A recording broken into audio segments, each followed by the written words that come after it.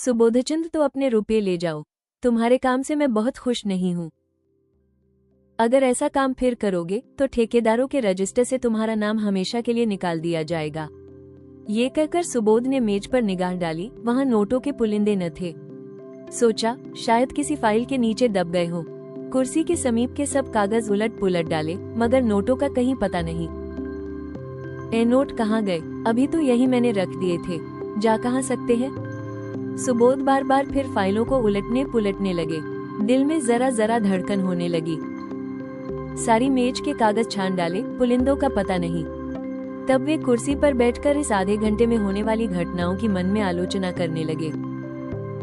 चपरासी ने नोटों के पुलिंदे लाकर मुझे दिए, खूब याद है। भला ये भी भूलने की बात है, और इतनी जल्द?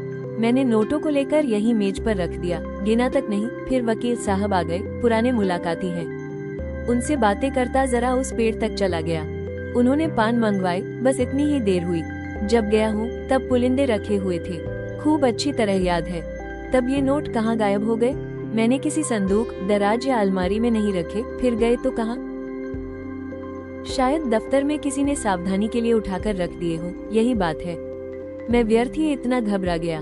तुरंत दफ्तर में आकर मदारीलाल से बोले, आपने मेरी मेज पर से नोट तो उठाकर नहीं रख दिए? मदारीलाल ने भौचक्के होकर कहा, क्या आपकी मेज पर नोट रखे हुए थे? मुझे तो खबर ही नहीं। अभी पंडित सोहनलाल एक फाइल लेकर गए थे, तब आपको कमरे में न देखा। जब मुझे मालूम हुआ कि आप किसी से बातें करने चले गए हैं, तब दरवाजे बंद करा दिए। क्या आपको कुछ नोट नहीं मिल रहे हैं? सुबोध आंखें फैलाकर बोले, अरे साहब, पूरे 5,000 के हैं। अभी अभी चेक भुनाया है। मदारीलाल ने सिर पीट कर कहा, पूरे 5,000? हे भगवान, आपने मेज पर खूब देख लिया है? अजी 15 मिनट से तलाश कर रहा हूँ। चपरासी से पूछ लिया कि कौन कौन आया था? आइए जरा आप लोग भी आइए और तलाश कीजिए। मेरे तो होश उड़े हुए हैं। सारा दफ्तर सेक्रेटरी साहब के कमरे की तलाशी लेने लगा। मेज, अलमारियां, संदूक सब देखे गए। रजिस्टरों के वक्त उलट पुलट कर देखे गए, मगर नोटों का कहीं पता नहीं। कोई उड़ा ले गया, अब इसमें कोई शुबहा न था। सुबोध ने एक लंबी सांस ली और कुर्सी पर बैठ गए। चेहरे का रंग फक हो गया, जरा सा मुंह निकल आया। इस समय कोई उन्हें देखता तो समझता कि महीनों से बीमार हैं। मदारीलाल ने सहानुभूति दिखाते हुए कहा, गजब हो गया और क्या। आज तक कभी ऐसा अंधेर न हुआ था। मुझे यहाँ काम करते 10 साल हो गए, कभी धेले की चीज भी गायब न हुई। मैं आपको पहले दिन सावधान कर देना चाहता था कि रुपये पैसे के विषय में होशियार रहिएगा, पर ख्याल न रहा। जरूर बाहर से कोई आदमी आया और नोट उड़ाकर गायब हो गया। चपरासी का यही अपराध है कि उसने किसी को कमरे में जाने ही क्यों दिया। वो लाख कसम खाए कि बाहर से कोई नहीं आया, लेकिन मैं इसे मान नहीं सकता। यहाँ से तो केवल पंडित सोहनलाल एक फाइल लेकर गए थे, मगर दरवाजे ही से झांक कर चले आए।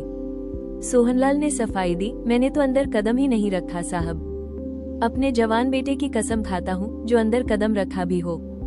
मदारीलाल ने माथा सिकोड़कर कहा, आप व्यर्थ में कसम क्यों खाते हैं? कोई आपसे कुछ कहता है? बैंक में कुछ रुपये हो तो निकालकर ठेकेदार को दे दिए जाएं, वरना बड़ी बदनामी होगी। नुकसान तो हो ही गया, अब उसके साथ अपमान क्यों हो? सुबोध ने करुण स्वर में कहा, बैंक में मुश्किल से 200-400 रुपये होंगे। भाईजान, रुपये होते तो क्या चिंता थी, समझ लेता। जैसे 25,000 उड़ गए, वैसे ही 30,000 भी उड़ गए। यहाँ तो कफन को भी कौड़ी नहीं है। उसी रात को सुबोधचंद ने आत्महत्या कर ली। इतने रुपयों का प्रबंध करना उनके लिए कठिन था। मृत्यु के पर्दे के सिवा सुबोध को अपनी वेदना, अपनी विवशता को छिपाने की और कोई आड़ न थी।